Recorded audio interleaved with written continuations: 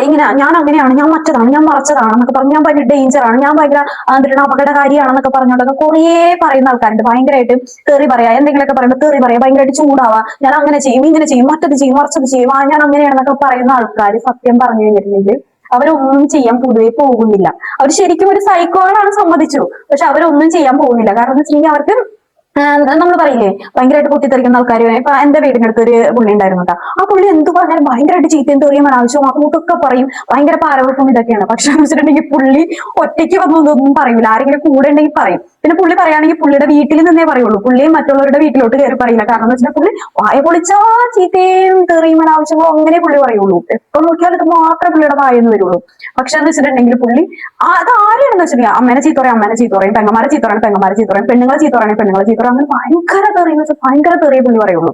പക്ഷെ എന്ന് വെച്ചിട്ടുണ്ടെങ്കിൽ പുള്ളി ഞാൻ എന്നിട്ട് നിന്നെ അങ്ങനെ ചെയ്യൂടാ, ഇങ്ങനെ ചെയ്യൂടാ, കത്തി കുത്തൂടാ, മറ്റു കുത്തൂടാ, മറച്ചു കുത്തൂടാ അതൊക്കെ പുള്ളി ഇങ്ങനെ പറയുന്ന ഒരു വ്യക്തിയാണ്.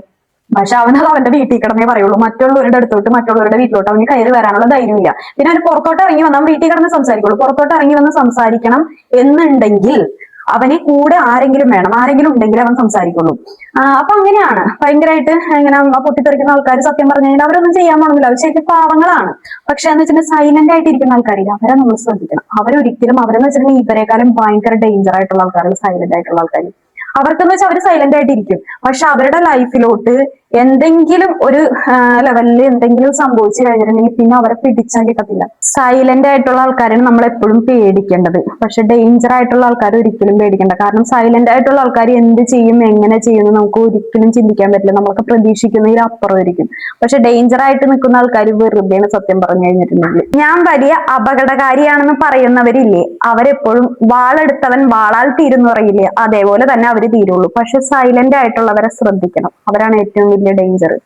അവരെ ശ്രദ്ധിക്കാനായിട്ട് നമുക്ക് ഒരിക്കലും നമ്മളെന്ന് വെച്ചിട്ടുണ്ടെങ്കിൽ നമ്മൾ സ്വപ്നം കാണുന്നതിനേക്കാളൊക്കെ അപ്പുറമാണ് അവർ പ്രവർത്തിക്കുള്ളൂ.